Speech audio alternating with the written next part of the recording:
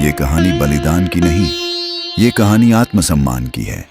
जब एक बेटी ने पिता के अहंकार के आगे सिर नहीं झुकाया, जब एक पत्नी ने अपने पति के अपमान को सहना अस्वीकार कर दिया, तब अग्नि में जन्मी शक्ति और अमर हुई माता सती, एक यज्ञ, एक अपमान और एक बलिदान, जिसने जन्म दिए 51 शक्तिपीठों। एक बार देवलोक में ब्रह्मा ने धर्म के निरूपण के लिए एक सभा का आयोजन किया था। सभी बड़े बड़े देवता सभा में एकत्र हुए।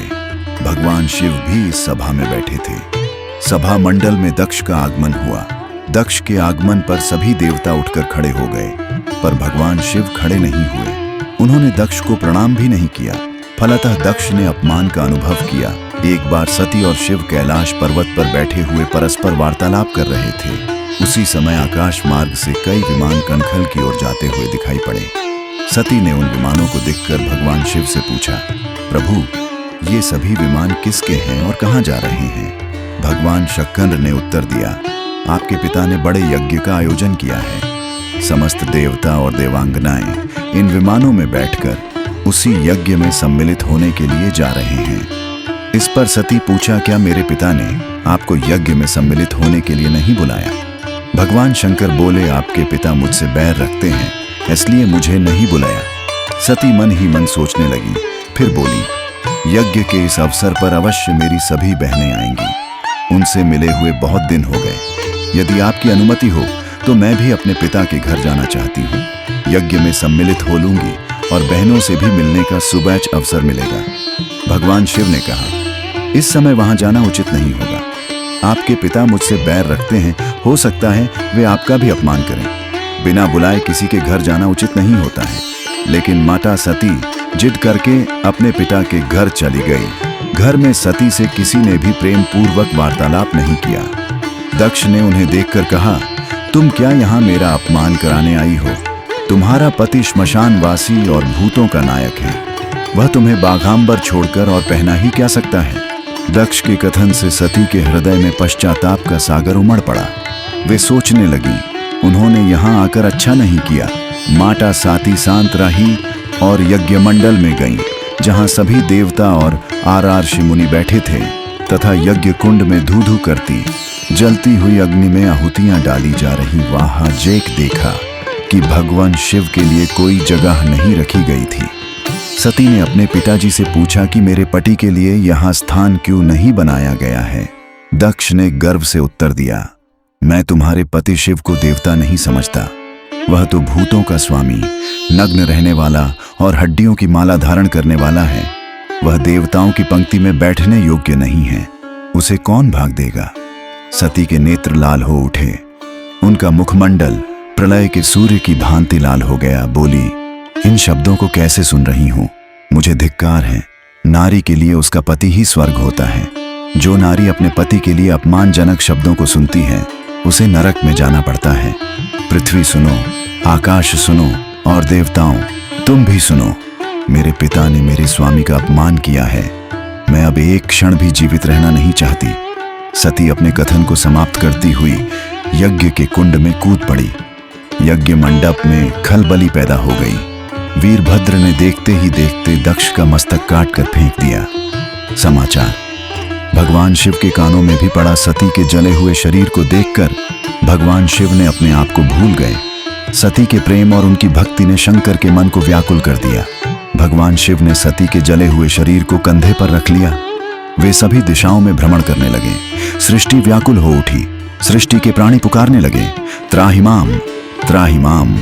भयानक संकट उपस्थित देखकर सृष्टि के पालक भगवान विष्णु आगे बढ़े। शिव और सती के इस अलौकिक प्रेम को देखकर पृथ्वी रुक गई, हवा रुक गई, जल का प्रवाह ठहर गया। वे भगवान शिव की बेसुधी में अपने चक्र से सती के एक एक अंग को काट काट कर गिराने लगे। धरती पर 51 स्थानों में सती के अंग कट कट कर गिरे। भगवान शंकर को देवताओं ने शंत कराया।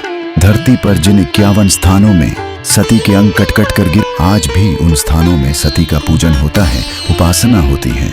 धन्य था शिव और सती का प्रेम।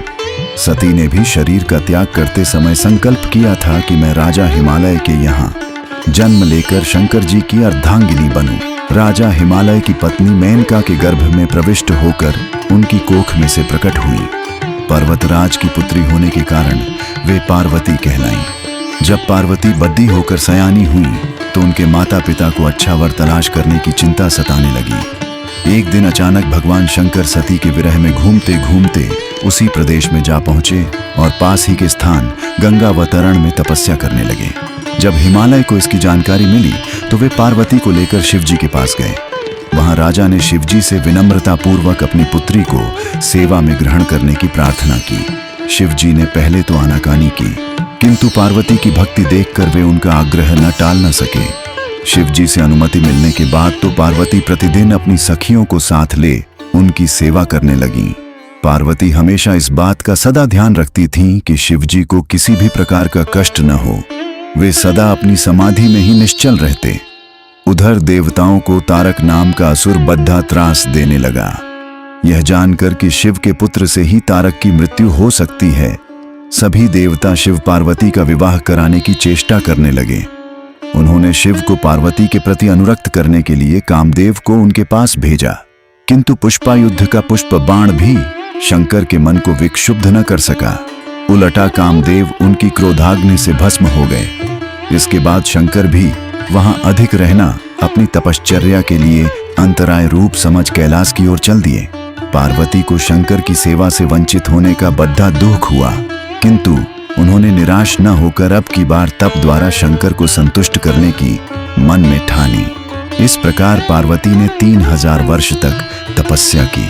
उनकी कठोर तपस्या को देख आर्षि मुनि भी दंग रह गए। अंत में भगवान आशुतोष का आसन हिला।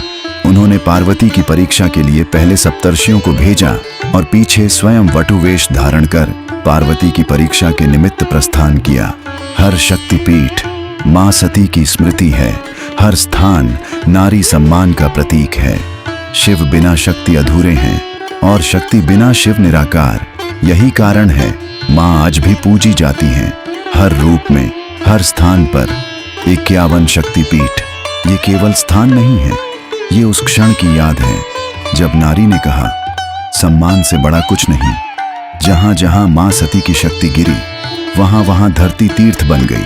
हिंगुला शक्तिपीठ, बलूचिस्तान शर्करा सुगंधा शक्तिपीठ, शिकारपुर बांग्लादेश चट्टल शक्तिपीठ, चटगांव बांग्लादेश विंध्यवासिनी शक्तिपीठ, मिर्जापुर उत्तर प्रदेश ज्वालामुखी शक्तिपीठ, कांगड़ा हिमाचल प्रदेश कालीघाट शक्तिपीठ, कोलकाता पश्चिम बंगाल कांचीपुरम शक्तिपीठ, कांचीपुरम तमिलनाडु कामाख्या शक्तिपीठ, गुवाहाटी असम कर्नाट शक्तिपीठ, कर्नाटक केदारनाथ शक्तिपीठ, केदारनाथ उत्तराखंड कुब्जाम्र शक्तिपीठ, मालदा पश्चिम बंगाल कुर्मांचल शक्तिपीठ, अल्मोड़ा क्षेत्र उत्तराखंड पुष्कर शक्तिपीठ, पुष्कर राजस्थान प्रयाग शक्तिपीठ, प्रयागराज उत्तर प्रदेश मणिकर्णिका शक्तिपीठ, वाराणसी उत्तर प्रदेश मिथिला शक्तिपीठ, जनकपुर नेपाल मणिवेदिका शक्तिपीठ, प्रयागराज उत्तर प्रदेश नालंदा शक्तिपीठ, नालंदा बिहार नैना देवी शक्तिपीठ,